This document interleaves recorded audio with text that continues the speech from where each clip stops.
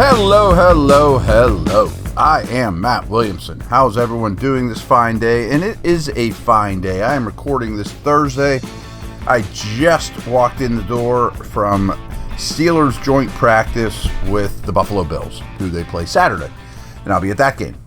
My next podcast will be what to look for that game. And then the one after that will be, post-game stuff from the Bills game. But this joint practice was really valuable for both teams. Both teams got better today. I absolutely believe that. It was great weather. It was great environment. It would have been amazing for you guys if you could have went, as the public. I mean, it was closed, of course. But the Steelers didn't dress Cam Hayward or TJ Watt. Fine. But pretty much everyone else on both teams that I was paying attention to was out there. And I'll be honest, I don't have a lot of individual observations because there was just too much going on. I mean, the field was full of highly competitive stuff all day. Like if Steelers offense was, back to back. If the Steeler offense was going into one end zone against Bills D, the opposite was happening on the other field or on the other side of the field. They split it down the middle in the 50. At times, that was going on, and all the linemen were doing battle between the 40s. So I don't have a lot of observations in terms of this guy had an awesome practice because there was constant motion, highly competitive. I enjoyed it a great deal. I would love to be able to get the film to watch it all because the reps were more intense against a different team, of course. And it was really, really good. So the Bills, this isn't a huge Steeler note, but they had just found out, the public found out right before the practice started, that their star linebacker that missed much of last year, Milano, is out indefinitely. He's going to be out much of the season. That's 2 years in a row after letting Edmonds go. So I'm sure that affected them mentally to some regard. That's a leader. They lost both those safeties. But, I was up in the press box. I didn't hear any of that kind of stuff. Steelers also got some bad news, too, that Arnold, the nickel corner that I've been talking about, number 35, is going to be on injured reserve for the rest of the year. He is out for the year. I thought he was going to get more reps as a gunner. I thought he was potentially the nickel corner, and it doesn't leave much at either spot. Today, guys like Rush and Trice and Watts got more gunner work, and we'll talk about that stuff here soon. But I thought Arnold had a really good chance to make the team and potentially be, quote, a starter as the nickel corner. I think they're going to have to really look around the league for a nickel corner, preferably one with gunner experience. So there's that. Again, just some observations.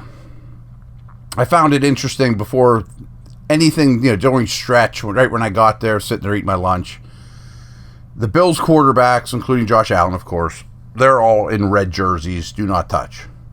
As are their punters, Steelers aren't. They just don't do that. They just do things a little differently. They're all in regular jerseys. You'll never see Steeler quarterbacks in a red jersey. It's just part of the mentality, part of the organization, part of Tomlin. You know what I mean? Like, of course no one hits the quarterback, but we're not going to baby them and put them in different jerseys. That's just kind of how they operate, So this was a very physical practice, but no tackling to the ground. Some people ended up on the ground, but everything else was basically full go. If it was a punt team, you ran down and beat each other up and punt blocked and all that stuff. If it was one-on-ones, it was till the whistle. All that stuff, just not tackling to the ground. So I think an awful lot got done. This episode is brought to you by BetOnline. BetOnline is the world's most trusted betting platform and your number one source for everything football, from preseason NFL to college kicking off. BetOnline is every stat, every matchup, and even live odds and spreads while the games are being played. Think you know your stuff? Get in on our winner-take-all 300,000 NFL Survivor pool for the upcoming season. When the game's over, head on over to our online casino and get in on a game of blackjack or poker or unwind with one of our over 150 slot games.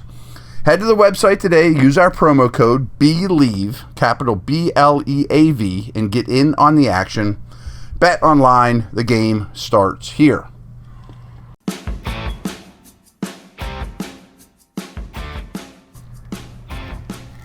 So again, not going to get too super in depth of this guy looked great, that guy looked great. But, practice kind of started off in a very Steeler-like manner where there were double 7 shots going on, from the 2-yard line, just like they do in camp, just like they do in practices. Offense on one 2-yard line, defense on the other 2-yard line. And I mostly watched the Steelers and it looked quite sharp and quite good, and I thought they won that situation, but it was a lot going on there. And then they quickly went to one-on-ones, like from the 40 in, with quarterbacks and receivers, including like tight ends, safeties, etc. And then the linemen were between the 40s, battling it out. I mean, the linemen were very physical in these one-on-one battles, throwing each other ground, going past the whistle. And there were some skirmishes today. I mean, there was one where there was fists thrown, but started about this time where people were starting to get a little wound up, and as it went on and on, it became more confrontational, we'll call that. And frankly, like I said, there's just too much to watch. However, they went to an inside run period. Again, 2 of them going on at the same time. The trenches were really physical. And it looks like, not to look too much into one day, but we've been hinting at this for a while, that Frazier might be the number 1 center now. I'm thinking that's on the horizon. We'll see. Even if he doesn't start on Saturday, I still think that he has the leg up to be the starting center this year, which is great. Isn't that what we want? Then they had full speed punt periods, and they were pretty intense. I mean, 2 jammers on gunner, a single gunner, while full punt team. The Bills didn't have their punter swing his leg at all. They just used a jugs machine. But the Steelers, with their punter not in a red jersey, was out there punting, and he had some really, really good punts. But they were very physical sessions, too. Made me still worry about the Steeler gunner situation watching them, without question. Then they go to more team. This is all high-paced stuff. There's not sitting around sipping drinks or anything. Then they went into really situational team periods with specific down and distance that they wanted to work off of. And then I thought they would do a lot more of this, but we got one beefy kickoff period where each team probably returned 8 to 10 kicks, something like that. But they were full go. I mean, they were beating each other up. Cordell Patterson did not return the kicks, but kind of in a Minka-like fashion, sat there at the goalpost and just saw how it would develop from a kick returner standpoint. But they were really physical as well, so I thought that was great.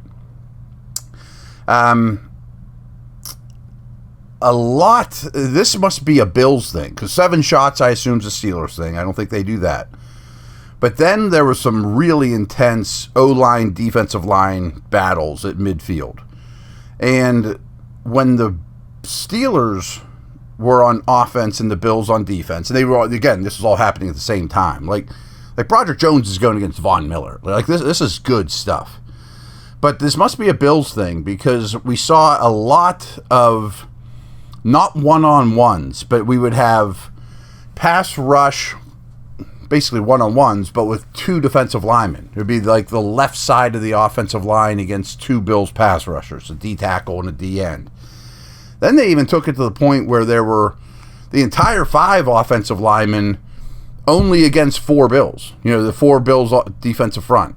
And they were practicing a lot of stunts and games and things like that. And the Steelers' young line missed a few, to be honest with you. So, again, I'm kind of wrapping up here, and I just want to get you the feel for how this went. Josh Allen made some throws. Wow. He was out there. Pretty much the only quarterbacks you saw were Wilson, Fields, Trubisky, Allen. And it seemed to me like those 4 players basically all played about the same amount of snaps. You didn't see the 3s out there. This wasn't an environment for them. But, man, Allen made some throws. And, I mean, again, it's not tackle to the ground or anything, but he sliced the defense up pretty good. I would say start to finish, the Steelers won in the trenches in this game, especially the O-line. I thought the O-line had a very good day. And again, like, you're getting like Broderick Jones versus Von Miller. I mean, like, that's great. And then both teams finished up with 2-minute drill. And the Steelers kept the Bills out of the end zone in that.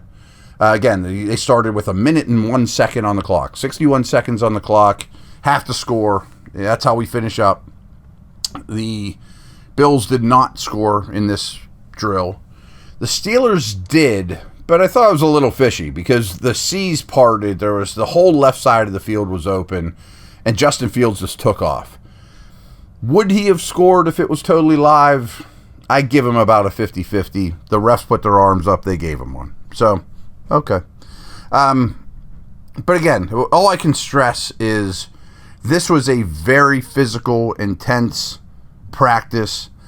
I thought this practice was equal to maybe a week in Latrobe or 5 days in Latrobe practices. I mean, so much happened. It might be more valuable than a preseason game. And you're probably like, what are you talking about? I mean, that's tackling. That's a live stadium. Well, in a preseason game, you might not get 8 to 10 kickoffs that you really wanted to practice. You might not get that many reps of 2 minutes with the people you want in there. I mean, your only chance maybe to run a 2-minute drill is 60 seconds left in the game, and it's Allen out there who you don't need to do a lot with, you know? So I thought this was a very important and valuable practice that both teams probably got an awful lot out of. I have not yet heard Tomlin's press conference since, but I bet this was right up his alley, to say the least.